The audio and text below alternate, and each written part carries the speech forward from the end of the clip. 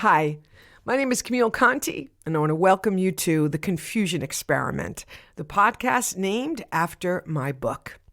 Last week, I had a fantastic episode. I was so jazzed up about it. I thought I saved it, and I didn't. Or I did, but poof, it went away. And then the day went away, and then the week went away, and here I am with a new day and a new episode. This is called The Deconstruction of the Old World Order. I want to share some insights that I've had because of the deep work I'm choosing to do as we come around to the end of this outrageous year that is continuing to be outrageous. There is so much that can be said about 2020 as we have this perspective of the look back. Certainly as things were happening in March, we were all caught off guard and we were all treading water for much of the summer. It took quite a bit of time for us to really understand what was happening and to adjust to this profound change that was being imposed upon us individually, collectively, nationally, and globally. It is quite unprecedented. So that sent me into the deep dive. And one of the things I've been enjoying is listening to some of these masters in the field of astrology. I'm not interested in the details of astrology. I don't understand what they're saying when they talk about degrees and all of that. But what I do appreciate and what I do understand is the language that they use to help us see how the planets and their placement affect and often project our everyday living.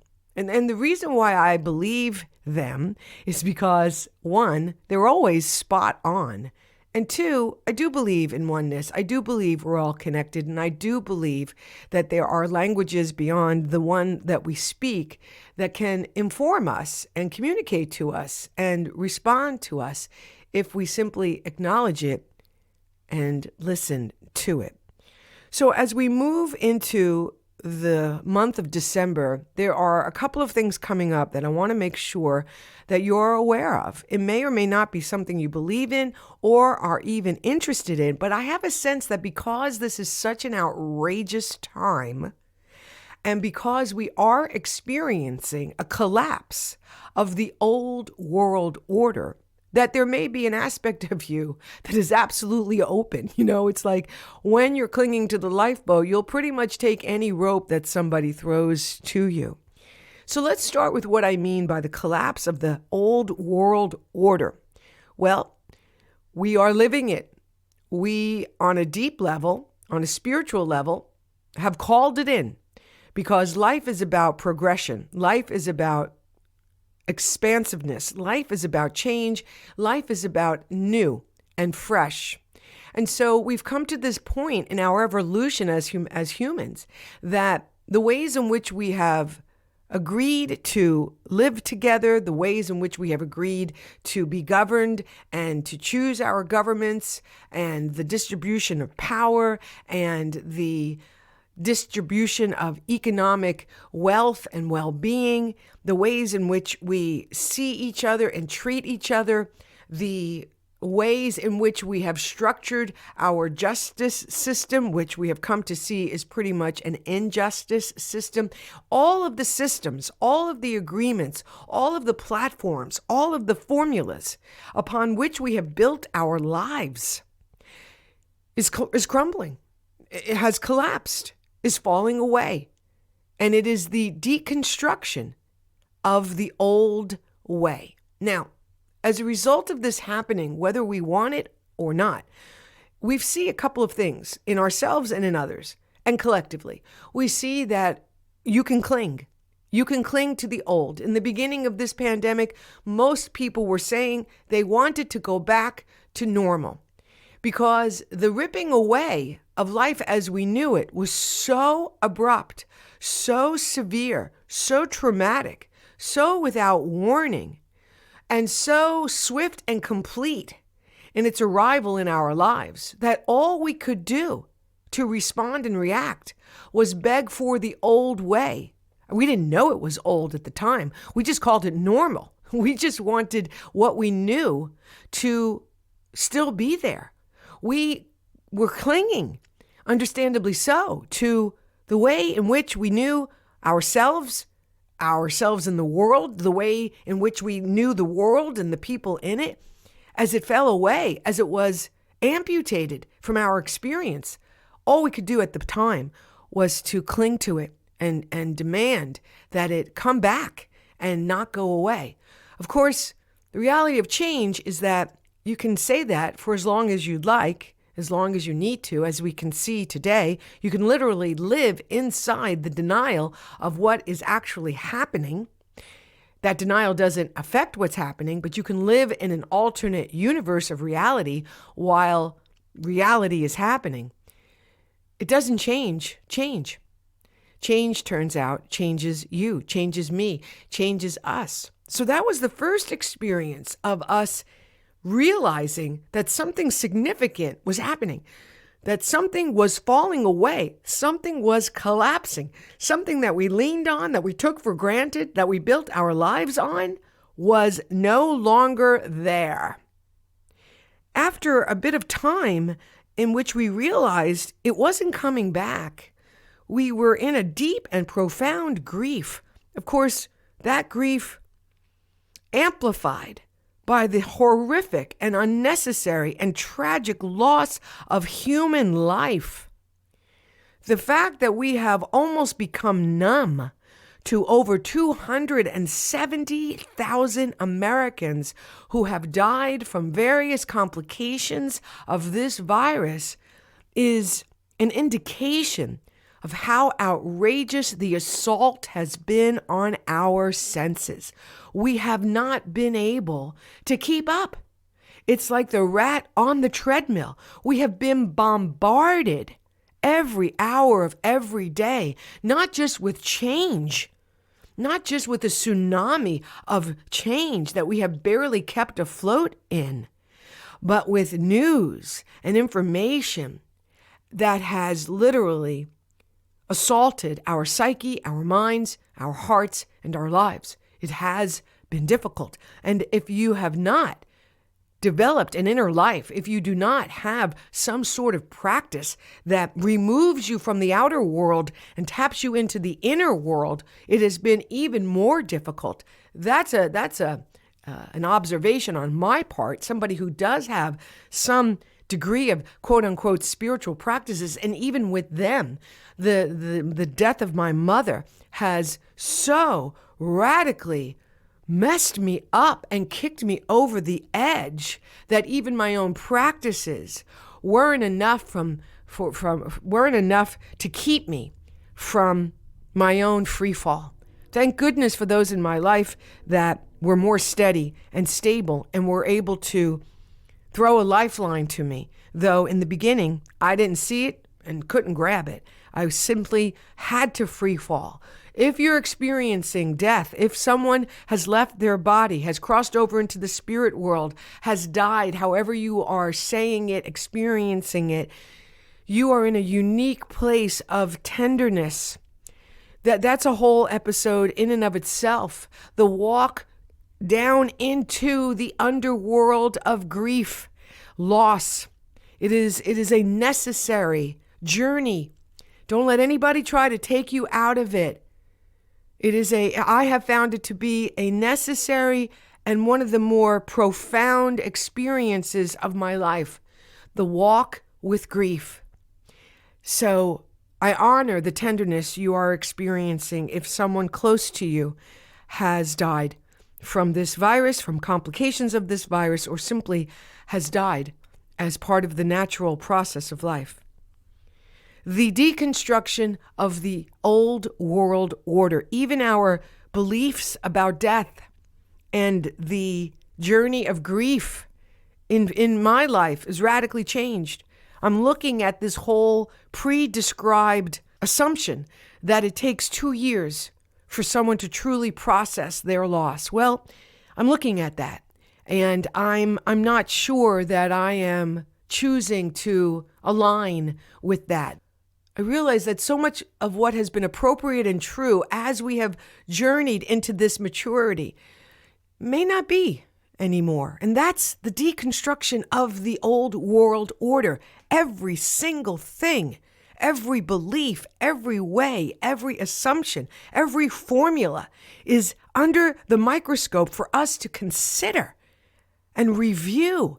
And it's a powerful process because as a result of doing that myself and kind of creating a team, a tribe of friends that are doing it as well, we're finding things like this that perhaps I don't subscribe to 2 years. I respect that was an appropriate conclusion and prescription as we've journeyed through the old to the new. But today, I can give myself permission to feel better now as I approach the 11th month heading into my mother's hospitalization. I choose not to go through the emotional trauma of that. And so I am looking for new ways that will assist me in honoring what my mind is remembering, what might be embedded in my system. And I am seeking new ways to work with that, dissolve it, replace it, and give myself permission to not feel it. And if I do feel it, to simply let it pass through me and to hold myself tenderly and compassionately and with deep love as those feelings take hold and shake me at my core. The destruction of the old world order. We have such an attachment to order. We have such an addiction to order that when it falls away, we lose our shit. When order falls away and cannot be found, when we cannot put order back together again, we find ourselves in chaos, in deep confusion, and unable to navigate the moment. That's what my hope is for these episodes and this time together, is to bring recognition to the reality of that, to honor the experience and the response and reaction we have as humans to the pulling away, the falling away of that, and then to be still for a moment in the rubble, to just stand there in the ruins and allow the smoke of the debris to billow up around us and give ourselves pause to really consider what is truly happening. And for me, what's truly happening is the falling away of something that no longer serves us. This has run its course. The world order has run its course. It has served us well. It has brought us right to this moment. However, it cannot bring us to the next moment. It's not supposed to bring us to the next moment. Something new, something fresh, something unyet seen is seeking to get our attention because it is the new way. It is the new world order. And we have a new role in its creation. We are the architect. I've said this many times in these episodes, that we have awakened. We are awakening to this truth that we are no longer victims, but rather we are empowered creators. We are the architects, not only of our own new lives, but the new world order, that we are here specifically to be a beacon of light. And it's a new way of knowing ourselves. So there's a lot of personal growth and personal purification and transformation that's going on. Now, look, that's not for everyone. And maybe it's not for you. And the beauty of all of this is that everybody has their right role. Some are here to be a part of the deconstruction. Some are here to be a part of the collapse. Some are here to be in the collapse, fighting for the right ways to come out of the old and be a part of the new. Everyone has a place. It's a wonderful thing to ask, what is mine to do? And to listen to the response that you feel, you hear, you sense, you see in clues and signs around you. And then trust that you've been answered, that something is specifically responding to you. The intelligence that breathes you, the intelligence that runs your body while you're passed out in the thing we call sleep.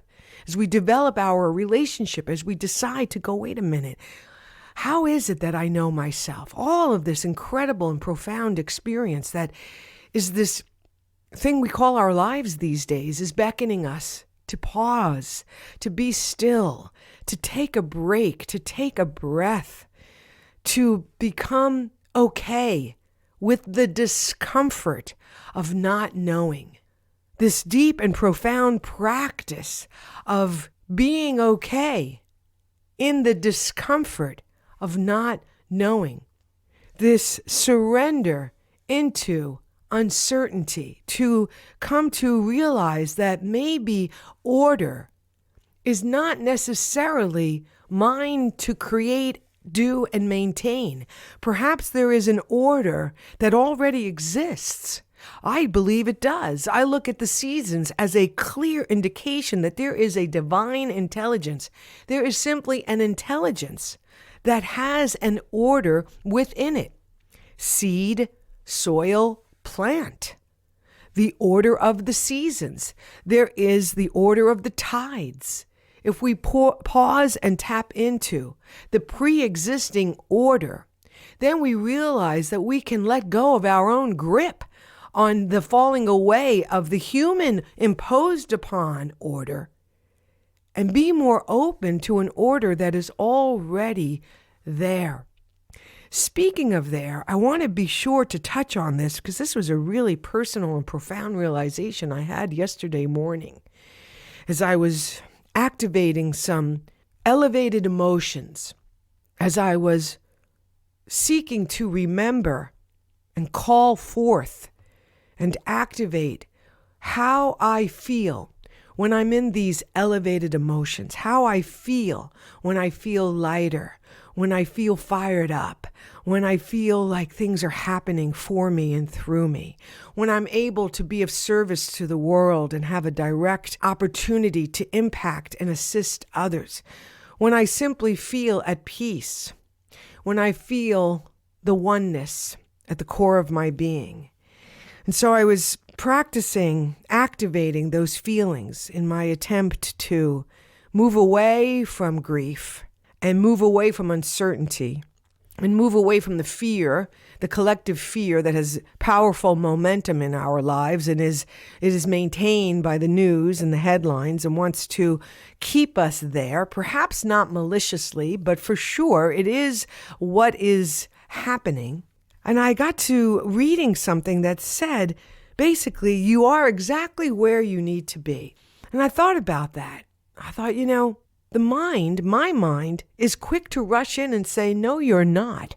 And I thought about that. I thought, let me go on the ride of that. What is that? So there's this sentence that says, I am exactly where I need to be, that I am right where I am. And it's the right place to be. And my mind comes in and says, no, it's actually not. Your right place is over there. And it points to something at a distance from me. It points to an experience that is not the experience I'm having.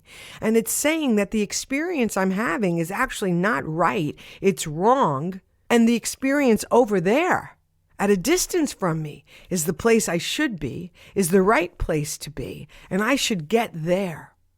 And I realized that that is just a construct of my thinking. That is a construct of the mind. And in my confusion experiment where I meditated for an hour every day for 100 days, that practice absolutely caused the deconstruction of exactly that kind of thinking. That's not accurate. That's not even real. But if I am not awake to it, it is real and it is accurate. And then I suffer because I am in a belief that says, oh my goodness, where I am is not the right place. I'm supposed to actually be there. And I don't even know how to get there. But I only have the old way of knowing how to get there, which is through blood, sweat, and tears, hard work, hustling, beating the pavement. And we do those things and we plan and we have goals and we have affirmation. But the thing about there is that because there there isn't real, we never get there. And we find out that the there keeps moving away from us. And no matter how much we move through space and experience this delay because we have to go through something called time, there remains never anything that eventually is here. Maybe that's why they say enjoy the journey, because the destination is an illusion. The destination, turns out, is a feeling. It is a feeling. And so what I realized in that moment is a change in my belief system and a reconstruction of the new world order, a new way of thinking just about that. And what did it sound like, look like, feel like? Well, that there is no there, that there's only right here, right now. And that my mind's value, the value I gave my mind in telling me that there was a there, and that my mind was the only way that could get me there, and my mind's conclusion that where I am is not right, is no longer mine. It's no longer a belief, it's no longer a program, and it's no longer anything that I am participating in. Instead, I am valuing my own knowing, a knowing that goes beyond the old thinking. And I declare that right where I am is the right place for me. How do I know that? How can I say that with certainty? Because I'm right here. This is not some sort of punishing thing that puts you somewhere and then says, ha, you're not actually where you're supposed to be. I just put you there so that I can show you that there's a there, and you're supposed to go to there, but you don't know the way there. So you're going to suffer and you're going to experience this longing and this yearning for a place, right? Like that is just insane. So today, if there's any one thing that you have been able to draw from this download, this stream of consciousness that I'm sharing with you, is that you get to say, right where I am, as crazy as it is, as outrageous as it is, as sad as it is, as hopeful as it is, as without any direction as it is, as without any sense of knowing, as it is with the chaos and the confusion and the uncertainty and the grief and the loss and the fear. The entire human experience, right where you are in the midst of it and right where it is in the midst of you, is exactly where you are supposed to be. Why? Because that's where you are. And you bring value and you bring honor and you bring respect to that awareness, because it is from there that you can breathe. And it is from that breath that you can become more still.